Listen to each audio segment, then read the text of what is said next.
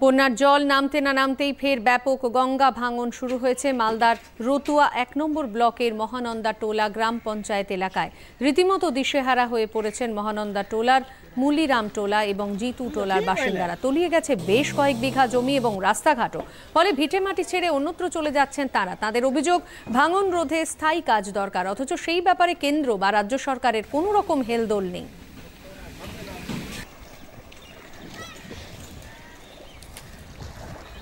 বাড়ি ঘর সব গঙ্গা গড়বে। কেমন আতঙ্ক, রাত্রে ঘুম হয় না, দিনে চলাফেরা করি কোনো রকম।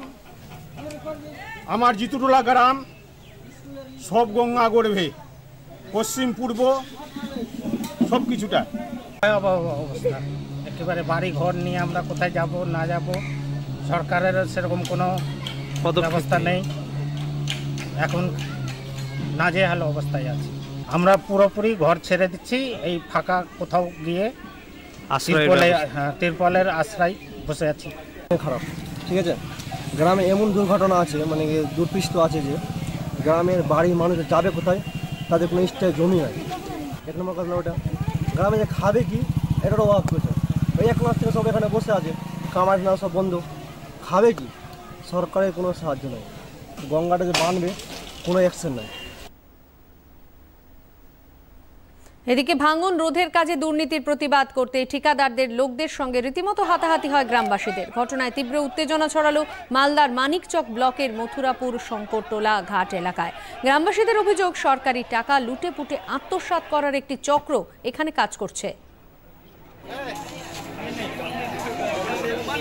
এখানে মাটি সঠিক পরিমাণে মাটি ভরা যাচ্ছে না, যেরকম কাজ হওয়া উচিত সেরকম কাজ করছে না।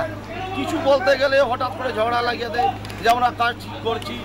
এখন আমাদের গ্রামের ব্যাপার আছে, এই যদি বন্যাতে যদি গ্রাম কেটে যায় কোনো রকম, তাহলে লোকজন সব কোথায় যাবে? কেন করছে না এরকম সঠিকভাবে কাজ? কি জানি ওরা সব কি করছে না করছে, ওরাই বলতে পারে। আমরা বলতে গেলে, কোনো বিবাদ করতে গেলে আমাদের উপরে চেঁচিয়ে উঠে। প্রথম শুরুর দিন গ্রামের লোকের চাপের জন্য খুব ভালো কাজ হচ্ছে, ইদানিং 2 দিন থেকে এত নিম্নমানের কাজ হচ্ছে। আমরা রীতিমতো এখানে এসে আন্দোলন করছি, ঝগড়া করছি, বলার পরে তারপরে বস্তাগুলো ভালো করে ভরা হচ্ছে, নাহলে 70% বস্তা ফাঁকা রেখে সেলাই করে দিয়ে ফেলে দেওয়া হচ্ছে জলের তলে। বেশিরভাগ বস্তাগুলো হচ্ছে ফাটা, ছিদ্র, পচা বস্তাগুলো। কেন নিজের ধান্দা?